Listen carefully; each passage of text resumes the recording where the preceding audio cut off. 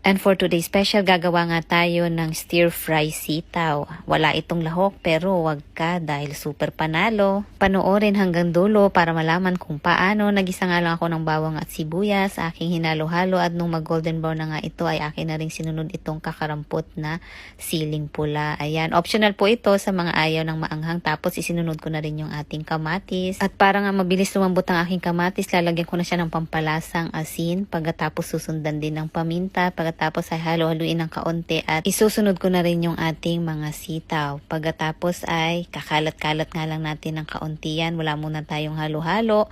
Pagkatapos ay tatakpan nga. Sisimmer nga natin yan para nga mabilis lumambot. O, diba? Sadya ko talagang hindi hinalo para nga yung kamatis ay lumambot at maluto. At ayan, makalipas nga ng ilang minuto atin ang binuksan at this time pwede na tayong maglagay ng ating oyster sauce. Ito yung pinakasikreto ko. Ito yung pinakalahok niya. Ito lang ay sapat na, char.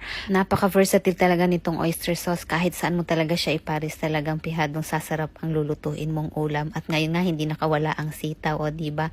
Nilagyan ko lang siya ng kakarampot pa lang tubig para lang talagang medyo lumambot pa ang ating sitaw. At after ilang minuto nga ng pagsisimmer ay maiigaan na siya. At talaga namang mapapawaw ka sa stir-fried sitaw. Naway natakam ko na naman kayo at nabigyan ng bagong uulamin idea. Please follow me for more recipes po. Happy eating!